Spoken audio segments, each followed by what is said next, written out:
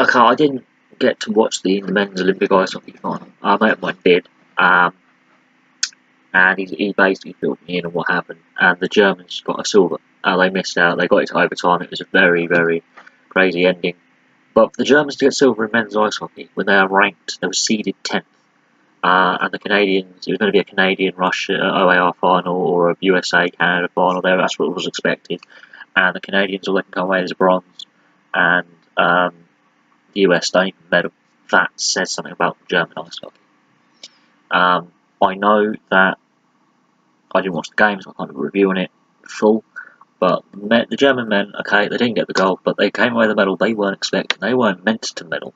This is why I like the Olympics. This is one of the shocks that I've enjoyed at this Olympics. This is one of the stories I've enjoyed. Is this German team came from nowhere and have done what they've done, and with all natively based players in Germany. The German ice hockey league is good. We should not underestimate that. If there is another lockout at the NHL level, that European leagues will ultimately get stronger. They don't get enough press that they should in Canada, the US, and they should. They should definitely not be ignored because a KHL team was pushed all the way. That shows the how close the German league I think actually is, and it was a unified team. This German team was together. This was not a team of stars. This was a team of players working for each other, and that says something. I was wanting them to get the gold to make it a real underdog story, and they nearly did it.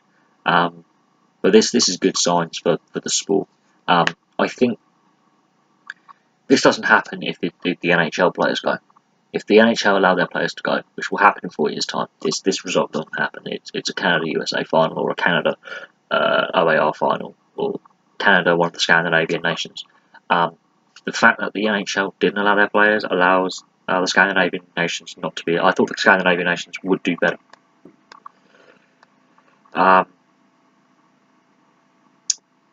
Of course, when you've got players like Daytsuk on your team, multiple Stanley Cup winner, and you've got Kovalchuk, you're gonna.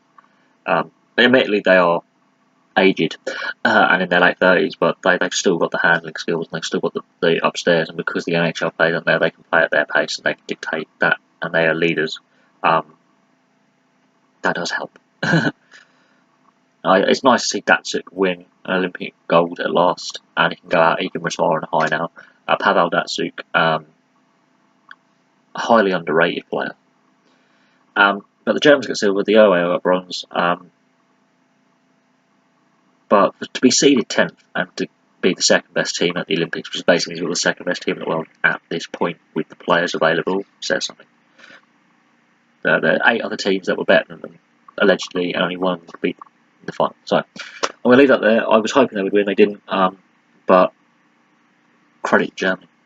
They deserve that silver medal for the teamwork and team ethic, and their coach deserves a massive raise. And it puts German ice hockey and the German league in the spotlight.